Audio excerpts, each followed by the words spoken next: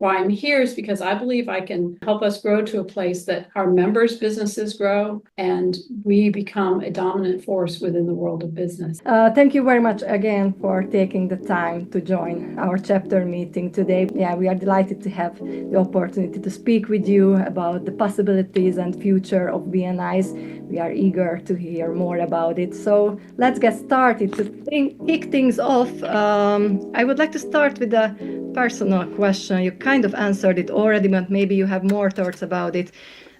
Because I think that understanding you and your motivation can provide a lot of inspiration to us, members, visitors, and guests as well. So my question is, what inspires you the most in leading BNI's global community? We talk about more than 328,000 members. 338,000 members, which is amazing. There are many words that come from the root of Latin, and the word inspire means to breathe life into. I think about that a lot. I think as a leader, we are here to breathe life into one another. If you're leading your company or you're leading a group of people, and everybody is a leader.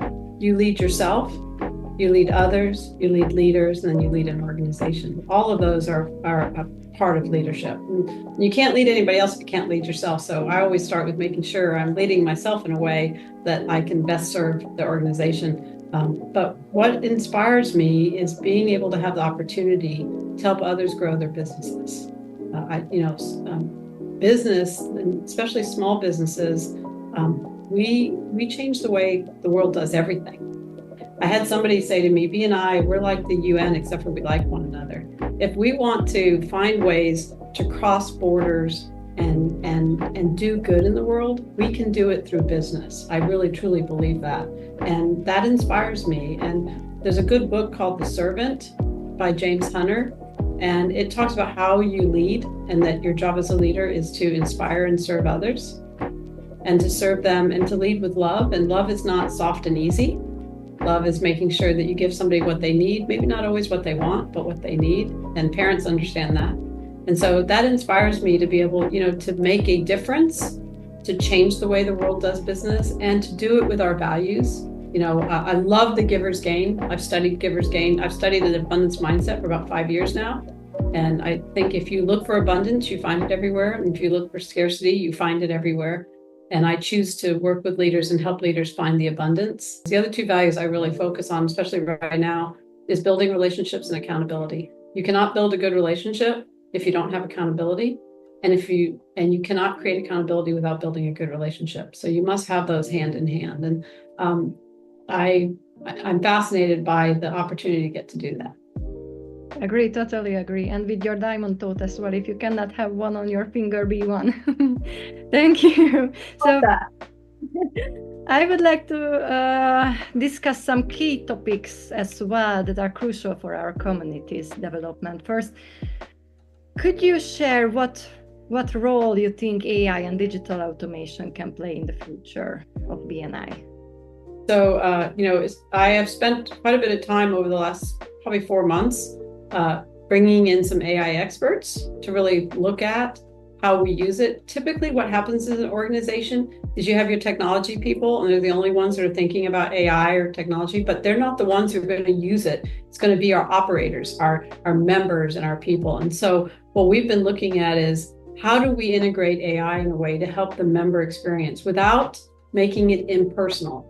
So what I don't want is when we go to a chapter or a visitor goes to a chapter, that follow-up call by the member, that needs to happen. That needs to be in person, and we should not let AI get in the middle of that.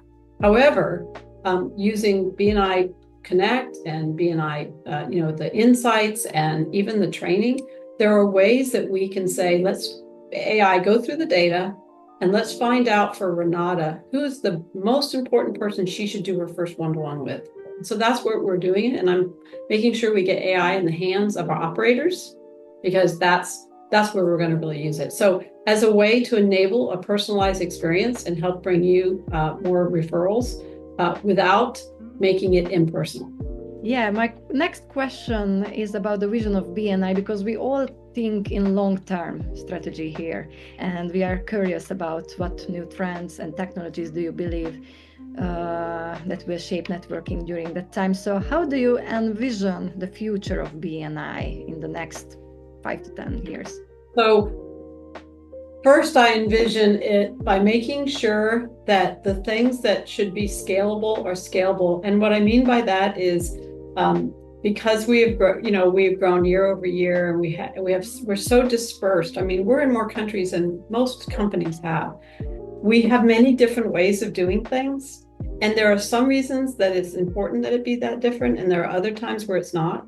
So it's going to be looking for what is the most efficient, effective way to do something, and effective is more important than efficient. The most effective way that we can share best practices and cross-pollinate. I also am going to look for ways to continue to create a stickier relationship for our members. And by that, what I mean is, one, as we continue to grow groups, I heard a number of you say today, I want to connect with people outside my country. I want to find, I'm an exporter, or I'm an importer, or I'm looking, I see what, I see people that say, I want to help my business expand digitally. I want to get in new markets. I'm looking for this, a consultant from this. So by creating the groups and giving people a way to connect, that they can do that in a more structured way. I think that, so we're doing it now, but we're not doing it in a structured way. And then lastly, on a stickier relationship is, can we offer services or platforms to our members? If we could work out a deal with Microsoft computers or Dell computers that everyone could buy a computer for significantly less because they're a member than they could if they just went to a local store, I'd want to do that, because that helps our membership make more money. And it also creates this relationship where I'm getting these other things from BNI. So that's what we're looking at. Last question. Which one I should pick? Yeah, let's have the funny one. If you had the chance, what question would you ask the BNI Global CEO as a member if you were in my place? What would be that question? It's a great, I've never been asked that. I would ask, why do you think BNI is so important? When you think about someone who chooses to serve an organization as its leader, if they do not have the passion for that, if some do it that, like, I looked at the data and the data looks great. And by the way, the data does look great. And I have looked at the data, but that's not why I'm here. Why I'm here is because I believe I can, working with a smart team, making sure we have smart talent and the right resources, I can help us grow to a place that our members' businesses grow and we become a dominant force within the world of business. And that excites me. And I think you should always want to know why your leader is choosing to be a leader there. Wow, amazing. Yeah, thank you. And now I would like to pass the floor to the members